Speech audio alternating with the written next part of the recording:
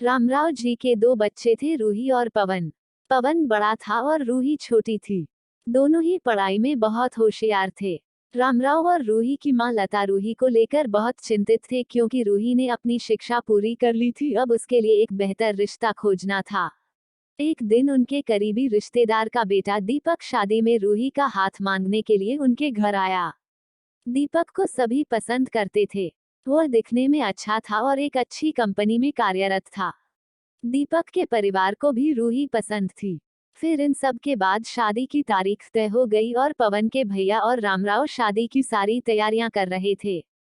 क्योंकि शादी नजदीक थी, सारी तैयारियां हो गई, शादी का दिन भी आ गया। पवन रूही का हाथ पकड़कर मंडप में ले आया। रूही सुंदर गुड़िया सी दिख रही थी।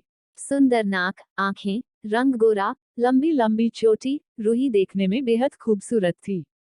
पवन रूही को मंडप में ले आया और पंडित ने रूही को कन्यादान के लिए हाथ आगे करने को कहा और उसका हाथ कांपने लगा।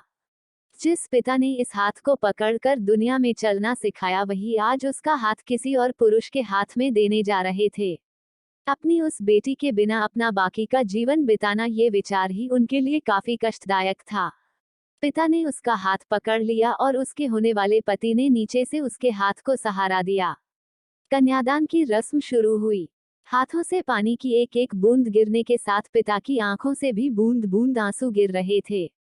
अपने कलेजे का टुकड़ा दान करते समय क्या अवस्था होती है, तब वह रामराव ने जाना। वह रस्म खत्म हुई। पंडित जी ने लता और रामराव के हाथ में दियों से भरा पर्दा दिया। उनके सामने बेटी और उसका पूरा ससुराल परिवार बैठाया और पंडित जी ने कहा, आज से आपकी बेटी उनकी हो गई। उनसे कहो कि उसका अच्छे से ध्यान रखें। लता अपने मायके वालों के लिए एकदम पराई हो गई। उसकी आंखों में आंसू भर आए। रूही को 2 दिन की ट्रिप पर भी भेजना मां के लिए कितना मुश्किल होता था, और अब उसको हमेशा के लिए दूसरे के घर भेज दिया जाए और उसके अपने ही घर का मेहमान बना दिया जाए, यह बात अब मां को समझ आ रही थी। उस रस्म के बाद दूल्हा गेट पर आ गया। पंडित जी ने आवाज दी, लड़की के मामा लड़की को लेकर आओ। उस मामा का हाथ पकड़कर वह उस अंतर पाठ पर जा रही थी।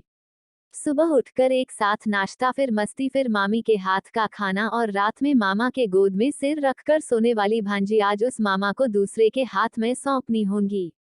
यह सोचकर उसने अपने हाथ कस लिया और मंगलाष्टक प्रारंभ हो गए।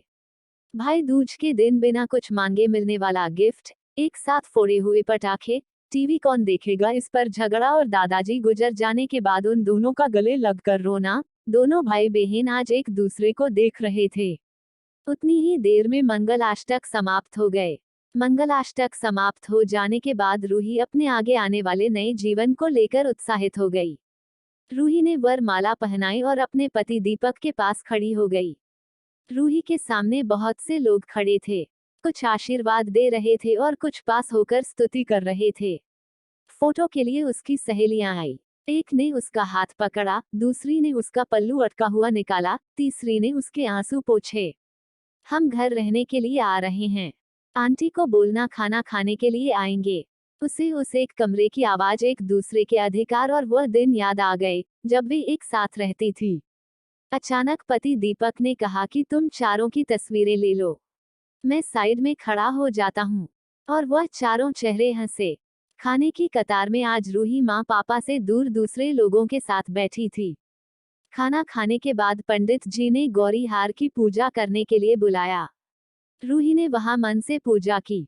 माँ ने रूही की झोली भर दी और अनीता आंटी ने कहा कि आप पीछे मुड़ना मत। रूही अचानक चौंक गई। वह आगे बढ़ने लगी। इतने सालों से बच्चे की तरह पाले हुए उस चाचा का बांध टूट गया। स्कूल से घर वापस आने में देर हो जाने पर अस्वस्थ होने वाले वह चाचा जी। जन्मदिन पर 5-6 फ्रॉक उसके आगे लाकर रखने वाले चाचा जी। मैं नहीं आने वाली, आज घर में चाची के पास रहूंगी कहकर रोने वाली वह आज हमेशा के लिए दूर चली जाएगी। यह रूही के दूसरे माँ पापा के रूप में चाचा चाची को भी यह बात सहन नहीं हो रही थी। उसकी पहचान आज बदल चुकी थी। हाथों की वह हरी चूड़ियां, पाँव में बिछिया और गले में मंगलसूत्र नए जीवन की राह दिखा रहे थे। सास का हाथ पकड़कर रूही उस फूलों से सजी गाड़ी में दीपक के साथ बैठी। उस गाड़ी में खुशी थी और उस गाड़ी के बाहर खड़े सभी लोग आंखों में आंसू लिए उसे अलविदा कर रहे थे। रूही बोली, मम्मी पापा आती हूँ मैं। बहुत मुश्किल होता है अपना कलेजा, अपना दिल अपने ही हाथों से बाहर निकाल कर पराए हाथों में सौंपना, और वह अपने कलेजे को, अपने दिल को खुद के दिल से लगाकर रखेगा। फिर भी हर माता पिता इस मुश्किल काम का सपना देखते हैं लड़की के जन्म के बाद से ही। आपको हमारी यह स्टोरी कैसी लगी कमेंट करके जरूर बताना। अगर आपने अभी तक हमारे चैनल को सब्सक्राइब नहीं किया तो ऐसी अच्छी अच्छी कहानी सुनने के लिए हमारे चैनल को सब्सक्राइब करना, वीडियो को लाइक करना और मुझे सपोर्ट करना।